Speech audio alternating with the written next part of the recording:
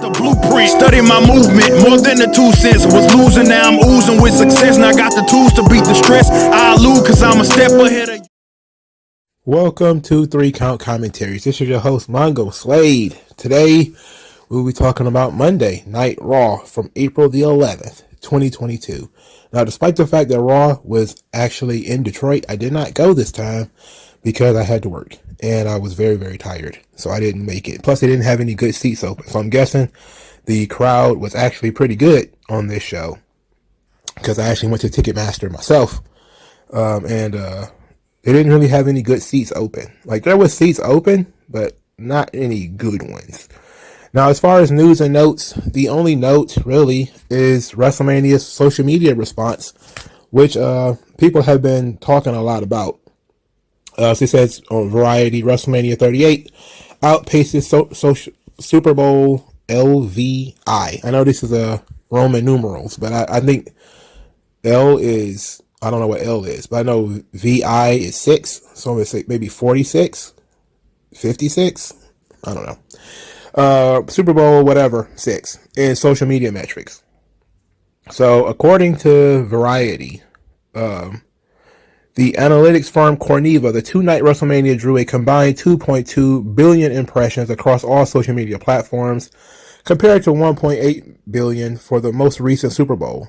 Likewise, WWE amassed 1.1 billion video views, 13.1 million hours of video watch time, and 87 million engagements over the weekend, compared to 618 million video views, 3.5 million hours of video watch time, and 78 million engagements of the NFL championship game. In fairness, the Super Bowl is a one-night event compared to 2 nights of WrestleMania matches. That last line is what I was going to say. Super Bowl is 1 day, WrestleMania is 2 days. That being said, it's still very good. It's because the Super Bowl is also a national thing. It's not too many other countries that care about the Super Bowl. So this is pretty cool. WWE would no doubt be talking about this in their quarterly earnings call. They're going to definitely have Stephanie touting this, or maybe even Nick Khan, touting this as a giant success for the company in total terms of social media. What does it mean for somebody like you and me? I don't know. Like, the question is, when people say that, you know, wrestling is dead, look at television, I always kind of have like a bit of a grimace because it's very myopic. When you ever try to get the wrestling business down to one thing, whether it's TV, whether it's live attendance, and you're not taking into account the new streams of revenue, the new streams of ability to watch the show, I can't take your argument seriously. It doesn't matter whether we're friends or whatever. It's like, you have to understand there are more ways to watch TV now than there was 30 years ago. I mean, it's just I don't understand how every other company can understand this and move on, but there's wrestling fans out there that refuse to do it. You know, they want to hold on with a death grip to the 18 to 49 demo on TV. And it's like, sure, when we're talking about TV, that's what we should be talking about. When we talk about live events, attendance, that's what we should be talking about. So if we're talking about attendance being down, we can talk about attendance being down. That's live gates. That's a different thing than whether people are watching it via online. It's a completely different thing. One thing that I've consistently said, and I used to do videos on this because I used to use Shareably and another sites to track WWE social media, is that they are routinely a top sport on social media, routinely. So to them, this was expected. Like, they routinely are above UFC and the NFL and NBA in social media response. And you could say part of that is that WWE's season doesn't end, where the NFL is going to have a certain amount of games per year, you know, and then it's gone for several months at a time. NBA, same thing. WWE is consistently a top sports social media activity. And so it's not that much of a surprise that WrestleMania surpassed the Super Bowl, not just because it's 2 nights, but because WWE season doesn't end. You know, and plus they did all the big returns with, you know, Cody and Steve Austin and Vince McMahon wrestling. I'm sure all that stuff got plenty of views and people were very interested in that. And the Roman Reigns Brock Lesnar showdown, despite the fact that people thought the match was disappointing. A lot of people were interested in that, you know, so I'm not surprised. And that's just kind of it. You know, there's not much to it. I don't think it's the best thing in the world. It's not like something we should be screaming about from the rooftops. But it's certainly far more important than I think most people are trying to let it on, because that equals ad revenue. That's another way of generating ad revenue, is through social media. And as the companies grow, they learn that. They learn that ad revenue can be found anywhere. This is why we do TNA Tuesdays on YouTube. TNA or Impact have started putting whole pay-per-views up on YouTube, you know, and I've been watching them. And I've been trying to tell other people to watch them too. But, you know, there's a reason for that. They are probably in some type of partnership with YouTube for it. And it's just another way of people of monetizing the product that they already have. You know, but this is one thing that a lot of older, jaded fans have been going on about, is that nobody cares about WWE's current product. They only care about the past. And this has been true since the network, that is false. Most people don't even watch the old stuff on the network. Most of the most viewed stuff on the network is the most recent stuff, and they don't want to they don't want to put that in their brain either. It's just some people have certain, I guess you could say, certain agendas or certain opinions, and that's just kind of how it is. And it's unfortunate. Like, you can have the same opinion and recognize that things have changed. And I'll say it. And I'll be the first to say it. There's probably going to be some Raws in front of empty buildings that are going to make money. And people are going to not understand how that happens. Like, how do you fill a building halfway up and still generate tons of money? Like, people didn't understand how they made money on the empty arena episodes of Raw and SmackDown. Because you still had to pay the talent. You still had to pay the cameraman. You still had to pay the announcers. You had to pay everybody who was in the building. And yet they made more money. They spent a ton of money too now. Don't get me wrong. And they don't really understand it. And it's like they were doing all kinds of shock factor stuff during the Thunderdome era. You know, setting people on fire, pulling eyeballs out. A lot of unnecessary, ridiculous stuff that they were doing. And that stuff generated a lot of social media talk and content, and helped them make so much more money in the short term. You know, like, you notice a lot of that stuff stopped. You know, they still do some carny shit, like the most stupendous, biggest WrestleMania match of all time.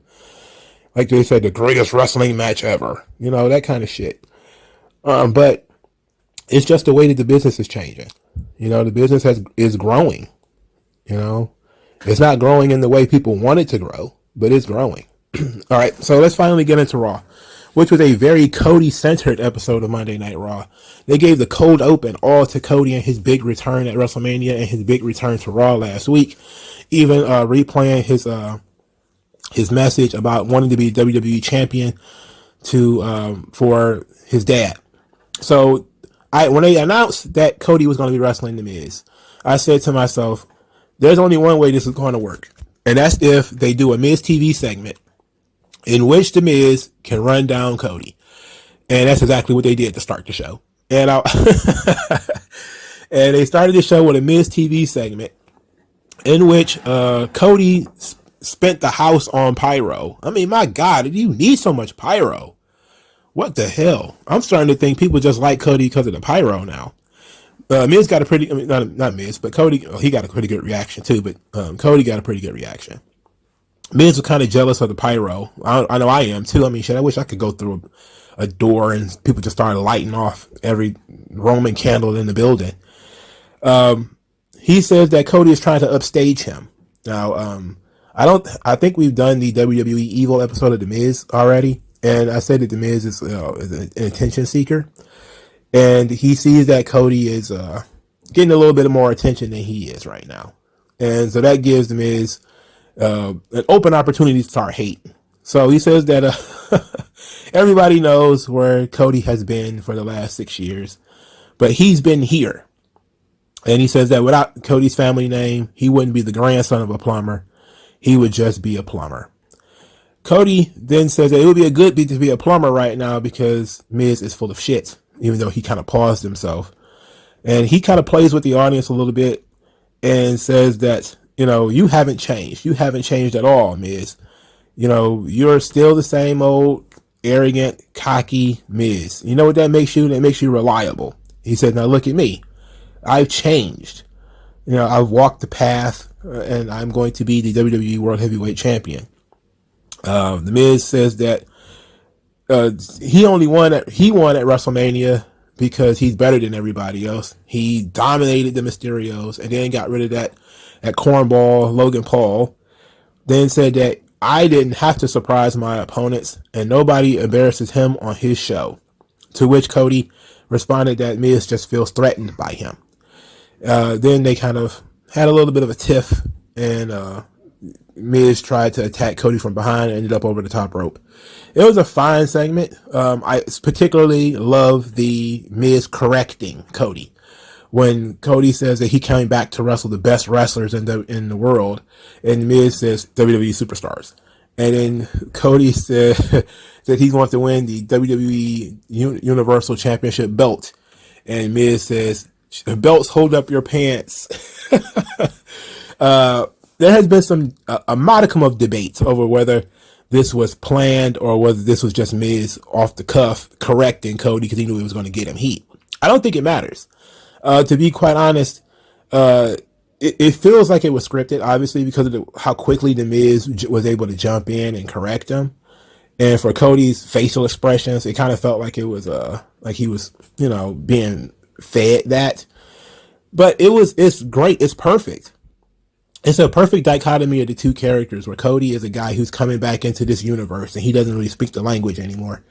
And The Miz is a guy who never left. So he's steeped in the language and he's going to correct you because how dare you come in here talking about belts and wrestlers. Those things do not exist in WWE. There's no such thing as a belt. There's no such thing as a wrestler. You're a superstar, and plus they knew it would get heat with the right people. There's a certain kind of audience member that really gets tight-assed about superstars and belts and that kind of WWE lingo. I don't. It is what it is. But I liked it. It was a great touch for the two characters to show, not only that each one of them has a different mindset, but that shows the difference between the two in terms of character. Now, the match itself was very solid. Of course, Cody wins with the crossroads. I actually enjoyed the match a lot more than I thought I would.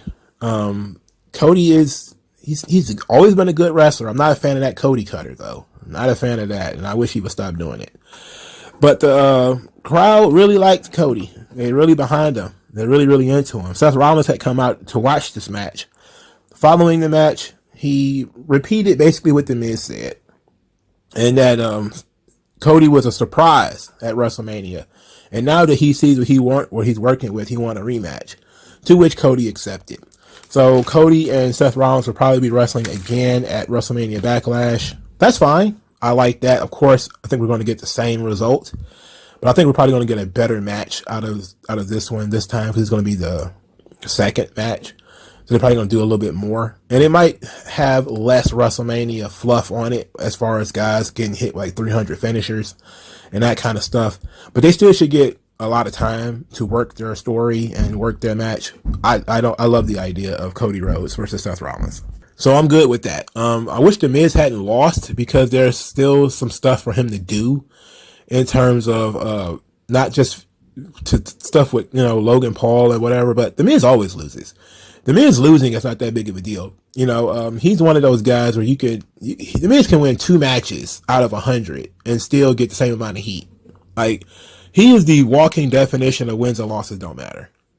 But I really would have liked, and I think this was a missed opportunity, for Cody to rub his success in, not Cody, but for The Miz to rub his success in Cody Rhodes' face. Because Miz was WWE champion both of the times that Cody was gone. And that was a perfect opportunity for The Miz to sort of rub that in his face. Like, I did twice, which you never have done once. I'm twice the superstar that you are. I should have the pyro. I should do this. I should do that. And I think it probably would have led to them mentioning Stardust. And if you know anything, you know Cody's, his one rule, his one thing that he asks Vince is that he doesn't want to talk about Stardust and he doesn't want Stardust shown. So his whole thing is, I think that probably would have opened the door for Miz to mention Stardust, and Cody probably wouldn't even want that. That being said, all of this was pretty good. Dominic Mysterio got squashed by Veer Mahan. It was supposed to be Rey Mysterio, but they swapped him in for Dominic, and this was a very smart deal, I think. Veer is generic monster heel, and that's not fun. I really wish that he came in as a babyface, but they did the old cervical clutch. I don't know what the hell that is. I don't know what that is, brother. it's a doozy. But Dominic taps out. Veer won't let the hold go. A bunch of officials come out to try to save old Dominic Mysterio. Then Veer put it in on him again, and Dominic had to get carted out on a stretcher. Very dramatic, overly dramatic. They piled Dominic all into an ambulance. Like, God damn, what do you get? This is a company where people get hit with chairs all the time. People get suplexed on stairs all the time. People get their necks broken all the time. And, you know, they never got to go to the ambulance. This dude got put in a chokehold and had to go to an ambulance. Anyway, Veer says he did this to strike fear in the hearts of any man. And I'm like, man, no, it's too generic. It's too generic. It's not going to work long term. It's too generic. Like, it works with, you need to add some spice to this. And I don't know what the spice could be. Maybe a woman. Like, maybe a female manager or somebody like that to add something to this character. It's very bland right now. And Veer's not going to survive being bland like this. So, one of those announcer geeks went and found AJ Styles, who says that he's afraid, he's scared of what these guys are going to make them do. These guys being Edge and Damian Priest. He said, he talked about my family. We got to throw hands. I love how AJ Styles is 45 or 46 or whatever, and he talks like his son. Like, he always talking about cap, that means lie. And now he's talking about throwing hands. Then just as he's talking about throwing hands, Damian Priest just, Oh, AJ Styles, how are you doing? Oh, you attacked me. And him and AJ Styles start to fight. Okay. This leads to their match, which was already pre-announced. Damian Priest versus AJ Styles. Damian Priest said in a very calm voice, this match will prove why I am worthy to stand next to Edge. And I will be AJ Styles' punishment. I really wish he hadn't talked like Dracula during this whole thing. Like, he sounds painfully normal in these promos. He needs to move away from that. He needs to get he needs to put on a Batman voice or something. I am going to destroy AJ Styles. Or something, you know, add some oomph to this. He sounds too normal. He just sounds way too normal. He needs to grow a beard too. I know he's probably trying to, but he needs to grow a beard. He can't walk around with that with a baby face and talk about he's the Punisher or whatever. So they have the match, and these two always have good matches together. And then the match just ends. Damian Priest just started praying or getting on his knees doing the Ultimate Warrior thing, and the lights go purple, and something happened. And then the match is over. And the match is just over. It's just over. Like, if that could end the match, why didn't anybody do that? You can't just introduce magic powers, man. You can't just introduce magic powers, man. You can't do it. I'm not a fan. Can't do it. Come on. I get it. I know what happened. I know what's going on. Raw had to be rewritten for a reason. Apparently there was supposed to be the women's tag team title match is supposed to be on this show, but something is wrong with Rhea Ripley. So she was written off the show. And I'm guessing that's what was supposed to occur is she was supposed to join this group because that's what everybody's saying.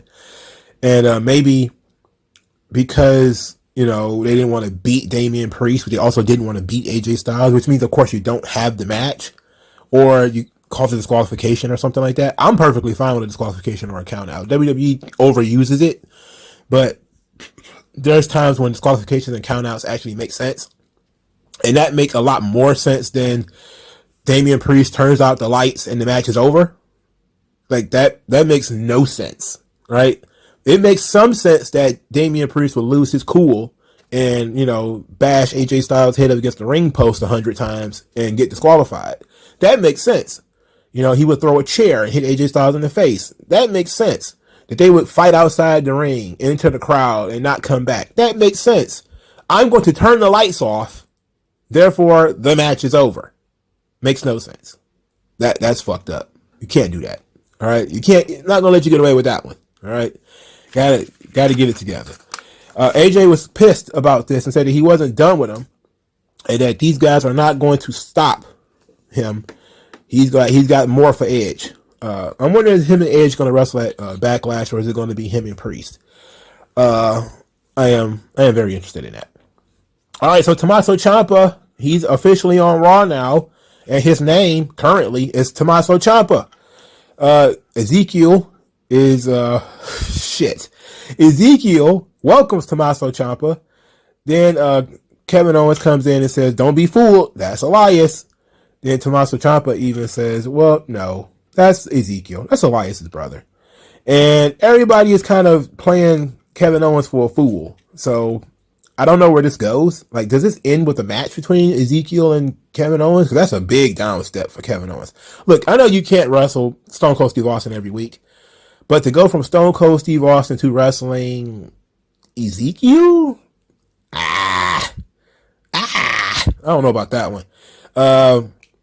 Maybe it's going to be Ciampa he's going to end up feuding with. Still, we're all just sitting back waiting for that name change. And that's really what we're sitting back waiting for, because WWE has showed on this very show, doesn't matter how long you was in the company, just because they don't debut you under another name doesn't mean they won't change it in the middle of your run. So we're sitting back waiting for this name change for Tommaso Ciampa. Would it be Tommy Ciampa? Thomas Ciampa? Tommaso C? TC? I don't know. But we're sitting back waiting for it, and everybody's clutching their pearls like, oh my God, they're going to name him Tommy Punch or something like that. And his name's going to be Gator. I don't know. But we're all just waiting with bated breath to see what they're going to rename Tommaso Ciampa. It's coming. Trust me. Liv Morgan defeated Naomi via a counter roll-up. This was supposed to be a women's tag team title match, but as I said, Rhea Ripley was pulled from the card. They said she's in protocol, whatever that means. I'm thinking concussion protocol, which would be a wild guess, but that's really usually when they say somebody's in protocol. That means they have to go through concussion protocols again. Maybe she's got a concussion, maybe. But the match was fine. Naomi versus Liv Morgan.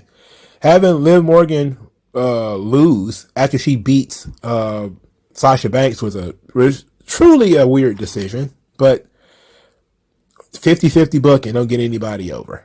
But that's just kind of how they're doing it now. So the women's tag team titles and Rhea Ripley's upcoming heel turn will definitely be put off yet another week. All right, so we got another fun segment here. Bobby Lashley versus MVP on the mic. Now, you may say to yourself, Bob cannot cut promos. He's just not good at it. It's not his strong suit. And you'd be absolutely correct. It is not his strong suit. But he didn't do terrible here. He just didn't sound angry enough here. He just doesn't have the voice. Like, he doesn't have, a tough voice. And he's got a low verbal IQ. Anyway, MVP was supposed to do an MVP lounge featuring Omos. But Lashley invited himself, came out there and said that it should have been a celebration because he defeated Omos at WrestleMania, and he barely made it out of that match against Omos. And then he put Omos over as being big and strong and powerful.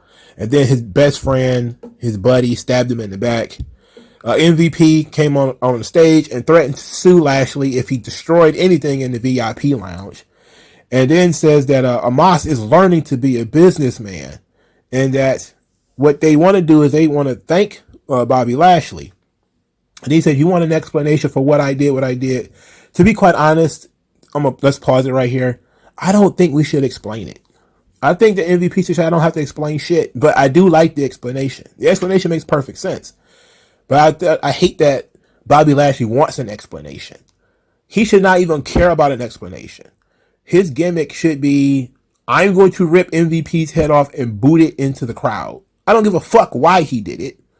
And then MVP wants to tell him why he did it. It should be MVP wants to explain himself. And Lashley wants to murder him. All right. But instead, we've got Lashley throwing a tantrum because he wants MVP to explain himself. So then MVP says that, when I came back to WWE, you were floundering. I resurrected you. I unlocked your potential. I made you the Almighty. I made you. And you don't want to share your WrestleMania spotlight with me? You don't want to share your WrestleMania spotlight with me? And Lashley said, you made me. Yeah, I made you. Then Lashley says that, when you came back to WWE, you were on your farewell tour. You were getting ready to retire. You were ready to hang it up. And then you did what you always do. You leached onto me. And I am the reason you are still here right now. So MVP then says that Omos is bigger, he's stronger, and he knows that he needs me. And Bobby Lashley says that he's going to cut down the big red roulette. Then he's going to get his hands on MVP. I love this segment. Even though I do have some criticism over the microphone work of Bobby Lashley, I do love this segment, and it did go the way I think it should go. The story is perfect because both guys are telling the truth. Neither guy is wrong. MVP did come back to Raw for his farewell tour. He wasn't doing very well in the ring, if we're being honest. He was slower than he was before. He wasn't having matches that were nearly of the same caliber that he was before. But his promo ability was even better than it was before. So they leaned more heavily into him being a manager. And Bobby Lashley, he wasn't exactly floundering. And I like the MVP's, what he called him, he called him a scrub or something. He was talking about Leo Rush. He was talking about somebody like a scrub leading Bobby Lashley's career. And Lashley wasn't doing the best that he could at that particular point in time in 2018 to 2020. He wasn't doing the best that he could. He was actually, the highest he had gone was when he was with Leo Rush because he had won the Intercontinental title. He did get squashed at WrestleMania though, against Finn Balor, believe it or not. But he was the Intercontinental Champion twice during that time when he was with Leo Rush. So he was doing well at that point. And then Leo Rush did what Leo Rush does and fucked everything up. And that kind of screwed Lashley over. So it's both of these guys are telling the truth. MVP wasn't doing that well as, a returning superstar in 2020. And Lashley was sort of a mid-card guy and wasn't really doing much of anything until these two combined. And when they combined, it became perfect. MVP's lacking physical ability was able to utilize his character work and his promos to elevate Lashley, who still had the physical dominance and the physical size and the strength and the look. And he just adopted pieces of the MVP character and was able to create what they created. So they needed each other, but it's coming across as you wouldn't be shit without me, and you wouldn't be shit without me, which is kind of true in both terms. So I loved this segment. I thought it was great. And Omos didn't have to say anything. He just had to stand there, which I thought was also pretty good because why have Omos talk? He doesn't need to say anything. What does he need to say? He doesn't need to express anything. Nobody wants to hear his opinions on this subject. All right.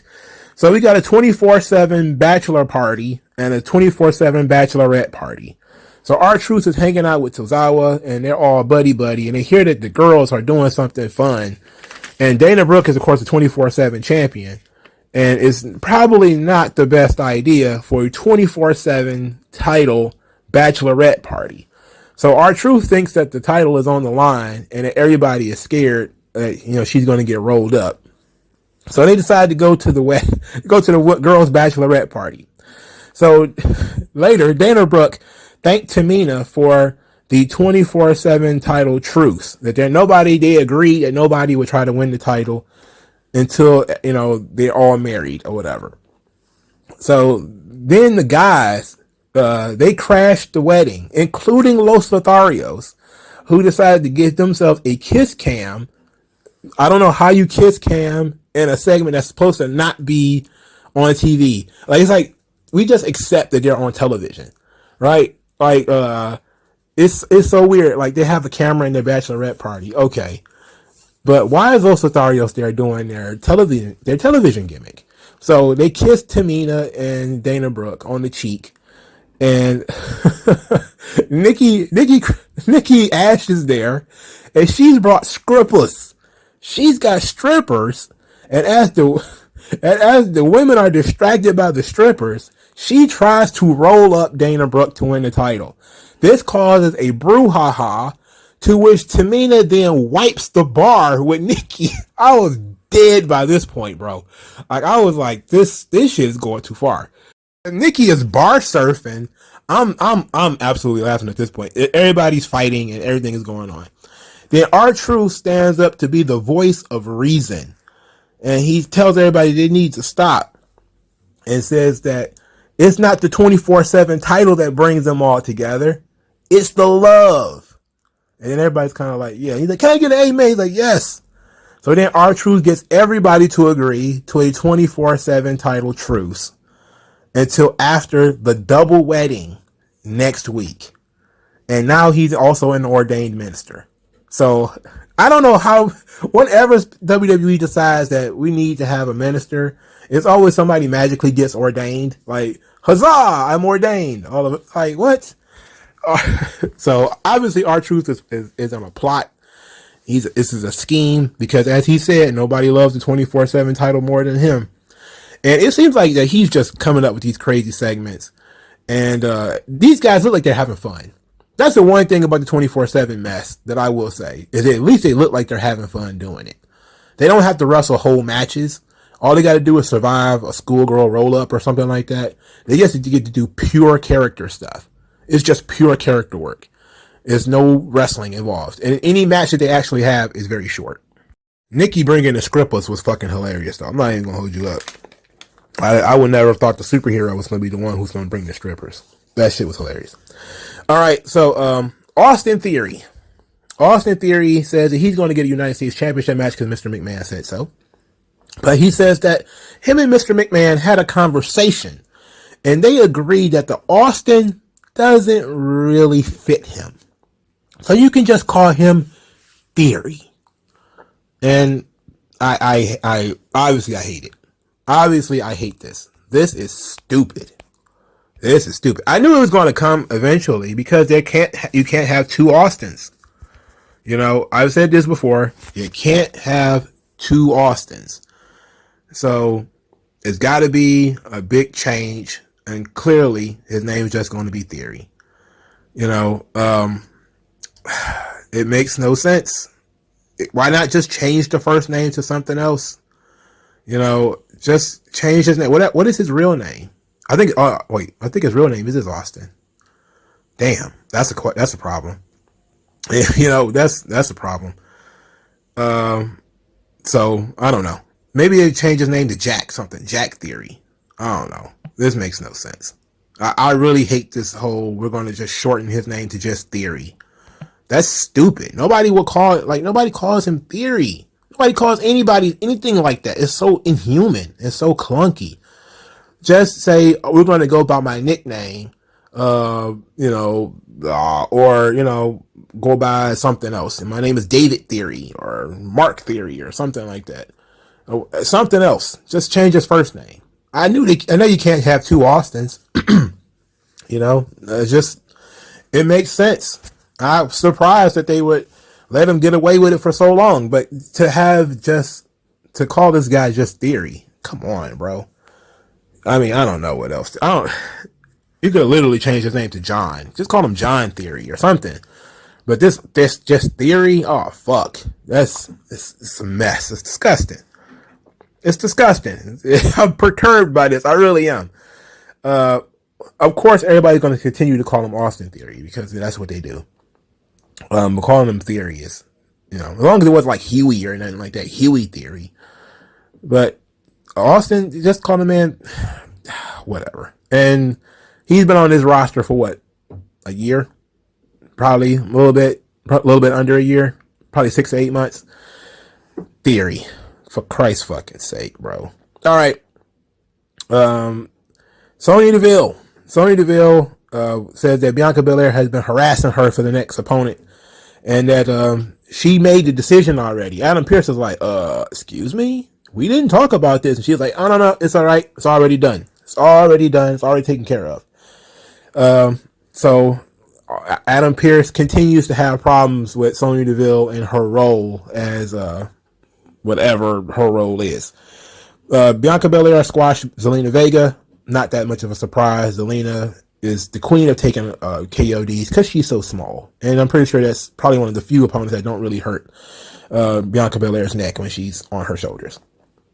To help, I guess, to further her storyline, Zelina said that she's finally been liberated from Carmella.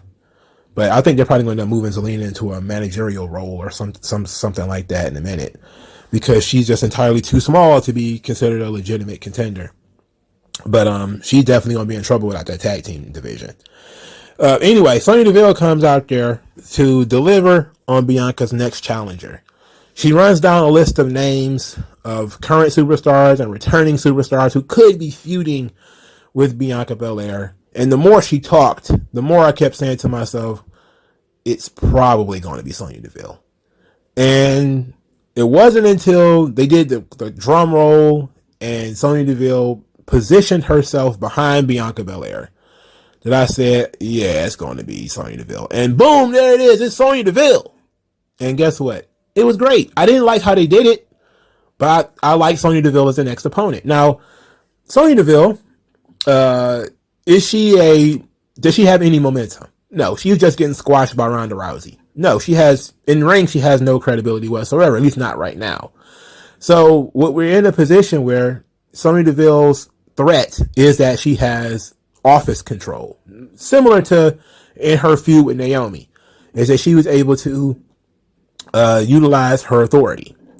So we're in this position where now Bianca's feuding with the office, and that's fine. I like that. It's a way of evening the score where we don't think that Sonya Deville is a physical threat, but she's a threat in a different kind of fashion in terms of she can now manipulate the rules to her favor and all that sort of stuff. So I like this. I like Sonya Deville, and I liked her as a stopgap opponent because apparently whomever they had planned for Bianca Belair was probably Rhea Ripley, and she's not going to be present. So Sonya Deville is a great opponent. It's a fresh match. I don't think they've ever wrestled each other before. So this is new, and I always support new. I just don't like how they did it. I don't like how, Sonya Deville had the drum roll, and then she made it so obvious by standing right behind Bianca Belair. That was kind of corny, but I liked her jumping her from behind with the chop block and beating her up. I like Sonya Deville talking herself up by saying she's a generational talent who breaks gender barriers and all this kind of stuff. I love that. Now, of course, because the last person that Sonya Deville feuded with was black, and the current person that Sonya Deville is feuding with is black, there has been a lot of Sonya Deville and these black. It's like, okay, you can't ask for black women to be on the roster and then people can't feud with them. I mean, come on, just be ridiculous, And it's just say a lot that Sonya Deville is still, one of the better heels on the roster, and that she has the ability to really work with Naomi and really work with Bianca Belair and help them. She's in a position where she's not denigrating them. She's trying to elevate them, which is kind of her job at this point. And I like it. The idea that, of course, she's feuding only with the black women. It's like, well, if she starts feuding with Sasha Banks after this, then okay. If she starts, magically feuding with, who else is black on the roster? Amari Miller or something like that. She goes down to NXT to beat up Amari Miller in the parking lot. Then okay, we can say she has a problem with black women. But at this point, we're just talking about Bianca Belair is the champion, and Sonya Deville is like, I'm going to win the title. I'm going to take the belt from her. So it is what it is. I didn't mind that whatsoever. Not one bit. Now, the tag team championship, which closed the show, by this point, dog, I'm not going to lie to you, I was wiped out. I was tired. The moment I saw RK Bro, I was kind of like, and they were wrestling Alpha Academy. I was like, I've seen this match 100 times already. The Alpha Academy claimed that the WrestleMania was full of distractions, including Gable Steveson, to which Chad Gable, somebody's going to have to change their name. He's probably just going to change his name to Chad and Otis, Alpha Academy. Watch, it's coming. Can't have two, so you got to pick one. And Gable Stevenson's not changing his name, so it's going to definitely be Chad Gable. He's going to have to change his name. So Alpha Academy blamed distractions for losing at WrestleMania, and that the Usos should not be able to come in and steal their championship match. It's not fair, and it ain't right. So they wrestled RK Bro and then lost, of course. Of course, Alpha Academy lose. It's not that big of a deal. This led the Usos to come out there because they showing up to collect those blue belts as they were told by Roman Reigns. So this leads to a promo segment to which I really started getting drowsy. At this point, Riddle, I think, said something about the Avengers, about, Thanos going around collecting the gems, and then the Usos said, yeah, that's exactly it. We got the blue ones. Now we coming to take the red ones too. And then the Street Profits came out there to argue with the Usos, about getting, skipped in the line. And then the main event was the Usos versus the Street Profits. I'm not going to lie to you, I fell asleep.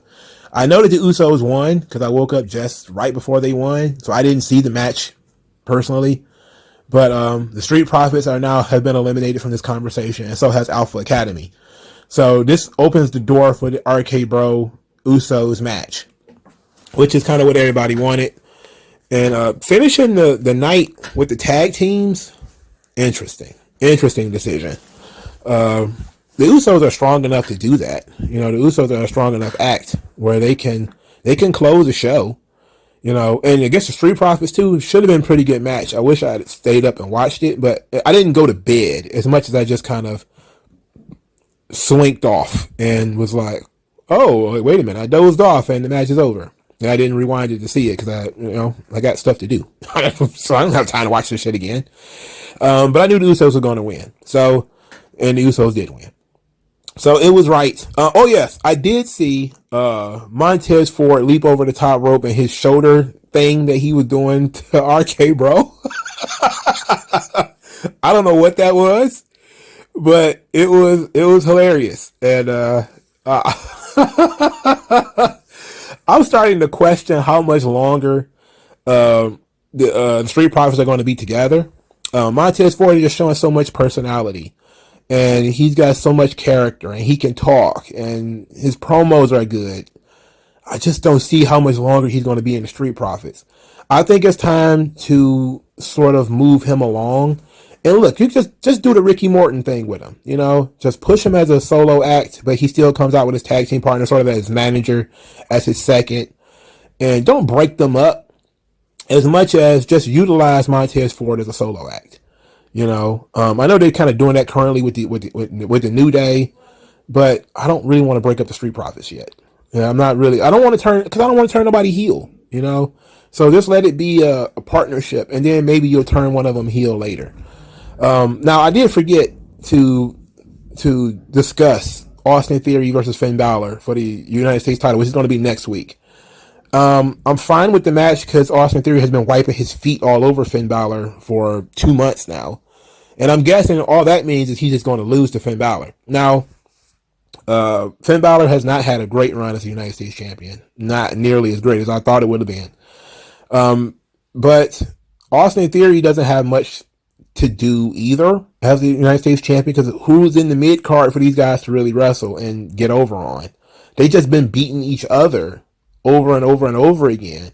So there's nobody there. Like the mid card in both SmackDown and Raw has been fucked over to the point where everybody's just beating everybody to death. It's like Damian Priest had a great run as a United States champion. It ended appropriately. But since Finn Balor has had the belt, it's been nothing, and he's been doing nothing but wrestling Austin Theory and losing.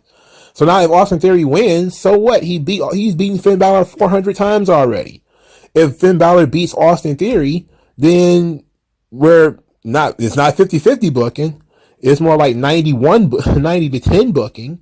And, we're still in the same boat where now who Finn Balor will wrestle. He has no opponents.